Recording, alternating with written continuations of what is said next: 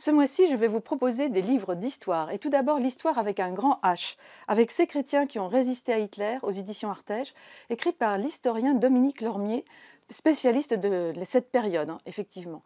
Eh bien, c'est un ouvrage magnifique qui retrace une page bouleversante des chrétiens au XXe siècle, celle de la résistance au nazisme. Vous allez retrouver dans cet ouvrage l'évocation de 26 portraits d'hommes et de femmes qui, tous chrétiens, qu'ils soient catholiques, protestants ou orthodoxes, se sont érigés face à Hitler. C'est un ouvrage extrêmement bien documenté, extrêmement fouillé, avec beaucoup de sources, qui rend le livre extrêmement vivant, un ouvrage vraiment formidable. Histoire encore, avec Naissance de la Bible, écrit par Thomas Romer, illustré par Léonie Bischoff aux éditions du Lombard. Alors là, il s'agit d'un ouvrage totalement original, un ouvrage que l'on peut proposer aux grands jeunes dans ces périodes de fête de la foi.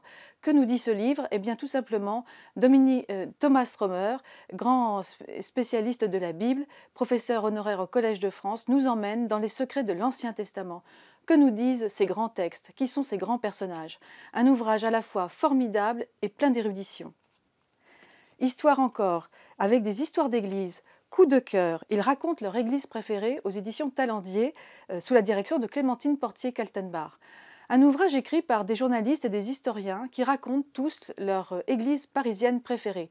Un ouvrage réjouissant à lire, on se balade dans Paris, on découvre énormément de choses sur certaines églises parisiennes, l'histoire, la grande histoire de ces églises, et puis aussi les petites histoires qui rendent ce livre extrêmement savoureux.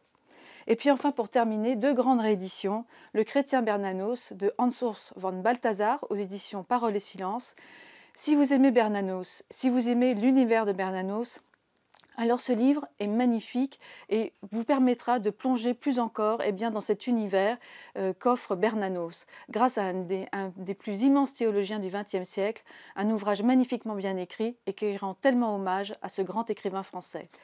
Et puis pour terminer, une autre très belle réédition, celle du jésuite François Varillon, Jésus Méditation aux éditions Bayard, un ouvrage qui permet une plongée dans les évangiles comme jamais vous ne l'aurez vécu.